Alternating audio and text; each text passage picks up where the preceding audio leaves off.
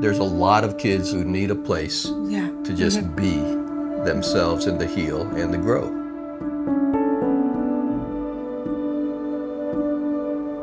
A couple years ago, we met a girl who were facing a bad situation. She had run away from home most recently with a couple of older guys, and they ended up, she was the beggar for the three of them and basically supporting them through begging. She began to realize she needed to get away from them.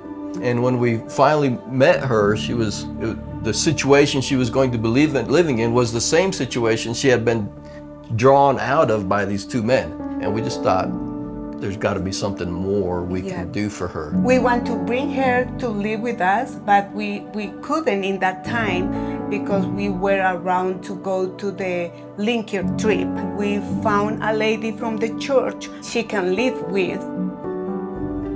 So while we're on Linker, and one day she called and said, Lynette, I want a new name. I want to change my name because Tatiana isn't who I am anymore. Lynette said, why don't you talk to God and see if he's got a name for you.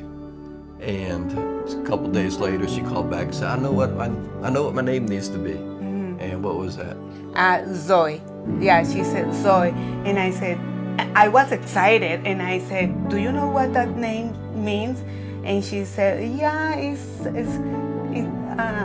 got something to do with life, but I like the sound. Zoe means the very life of God in the New Testament. She's a girl that had no place to be, no safe place to be. She didn't have any skills to move forward in life, but she's expressing an interest in God and in doing life with him. So how do we bring her and help her and bring her into a healthy place spiritually, emotionally, and then give her the skills she needs to start making good decisions in life? So she come and live with us, but with both of us. And we trained her, and I remember the day when she made her first meal. She was so excited, and she took a picture and sent everybody. She was learning a lot from us. We like to talk about each person has a need for love, acceptance, worth, and security. Yes. And so that's what we want to give those kids is those four ingredients that are important for life. And that's why we want to live with those kids, because when we live with them, we put ourselves into those kind of circumstances that create teaching opportunities.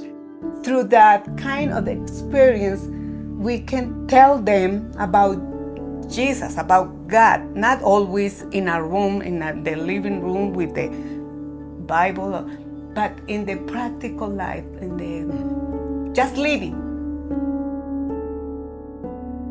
We've got a house selected already. We've got one in mind. The idea there is that Lynette and I move in, we live with the kids. We could have 4 or 5 Zoe teens living there at any single moment. The house is in a relatively nice part of town. It's not a slum, it's a nice place. You know, the kids have grown up with scarcity. All they can see in life is what their parents have given them, and it's not much. If we can put them into a decent environment that lifts up their vision and expands their horizons, then that's a good thing, right? I don't have to be tied in to what I've seen in my parents. Here's another alternate reality, in a sense, that another direction I can go in and another dream I can have, and a nice environment, a healthy environment provides one step in that direction. We hope when they know God and they are enjoying living with Him, they can impact other young people. They can show them the life with God is much better.